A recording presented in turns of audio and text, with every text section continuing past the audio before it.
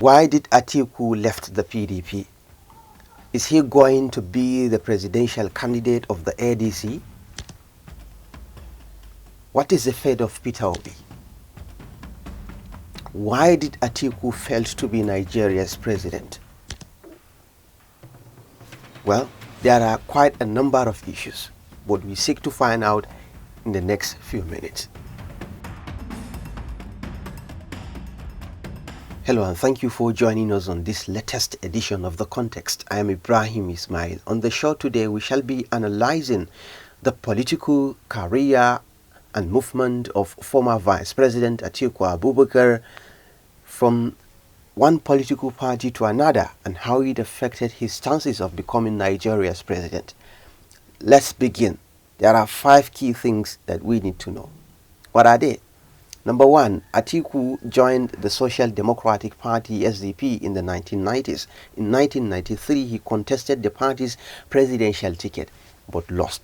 Then in 1998, Atiku joined a group of Nigerian politicians that formed the People's Democratic Party PDP. He was actually one of the founding fathers of the PDP. And then came 1999 when he contested the governorship of Adamawa State and he won. Then he was nominated to be former President Olusegun Obasanjo's vice president. In 2006, Atiku Abubakar fell out with his boss, former President Olusegun Obasanjo, and then leading to his defection to Action Congress while he was still Nigeria's vice president. The fallout, and then former late President Umaru Yar'Adua contested on the platform of the PDP, and Atiku challenged Yar'Adua in AC, and Atiku lost that election in 2007.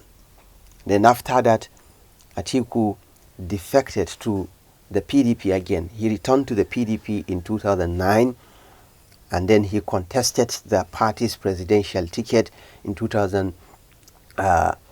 After his defection in 2009, and then he lost to former President Goodluck Jonathan. The ticket was won by Jonathan actually, and then they contested the 2011 election, and Atiku, after losing in 2014, Atiku joined the APC merger that brought President Muhammadu Buhari, and in 2017 Atiku Abubakar defected back to the PDP. He left the APC after the fallout with President Muhammadu Buhari, his former ally, the late president who died recently. These are some of the movement. And then Atiku returned back to the People's Democratic Party, PDP, after his defection to the APC in 2017. And he contested the 2019 presidential election under the PDP, and in 2023 he also contested the presidential ticket under the PDP. Alright, these are some of the movements that Atiku made. Now in 2025, Atiku defected from the People's Democratic Party PDP, a party that he also contributed to its creation. Well, these are some of the political movement of former Vice President Atiku Abubakar.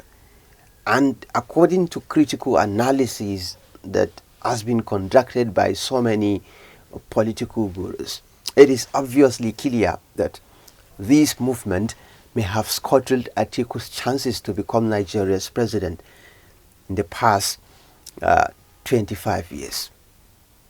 His consistent movement from one political party to another no doubt affected him and affected his chances. Defecting from one political party to another in the past 25 years may have contributed to Atiku's failure to become Nigeria's president.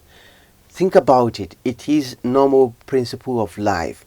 Moving from one place to another will make you lose some allies and amass some enemies that will be fighting you.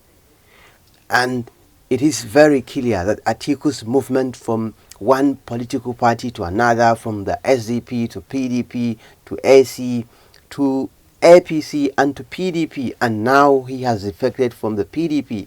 He may be joining the ADC, African Democratic Congress, to work with the coalition to unseat President Tinubu. But over the years, it is clear he has amassed a lot of enemies that are busy trying to bring him down. This may also have contributed to his failure to become Nigeria's president. Not just Atiku Abubakar, but it will be very difficult for anyone to be moving from one political party to another to be able to win the presidency of Nigeria. Nobody knows everything. It's only God that knows. But it is clear that it is a normal principle of life that when you stick to one thing and you stood your ground and position yourself strategically in one place and continue to gather some strength and muscles, build your muscles, it is possible that you may succeed in what you are doing. Because movement from one political party to another will be disrupting your political movement. You will be changing allies from allies A to allies B to allies C, and then coming back again, going back and forth. This politically may have actually affected Atiku's chances. Well, what is the fate of Peter Obi now that Atiku defected from the PDP? Is Peter Obi going to defect from the Labour Party as well? Is Peter Obi going to have the ADC's presidential ticket, or it has been reserved automatically for Atiku Abubakar? Well, there are implications to any of this. Either if Atiku becomes the ADC's candidate, there may be some crisis within the coalition. And then if Peter Obi secured the ADC's coalition, there may also be backlash from other people.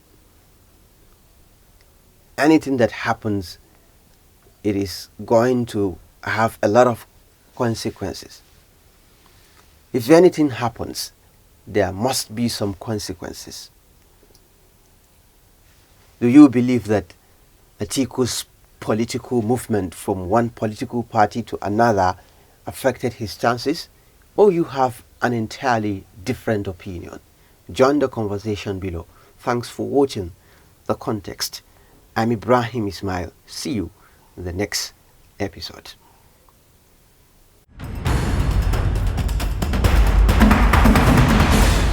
For contextual, factual, in-depth and detailed analysis of Nigerian politics, follow the Context YouTube channel every single day. Our programs are specifically designed toward empowering you to understand the Nigerian political dynamics. When it is the issue of going deep beyond headlines, nobody does it better than The Context on YouTube. Don't forget to subscribe.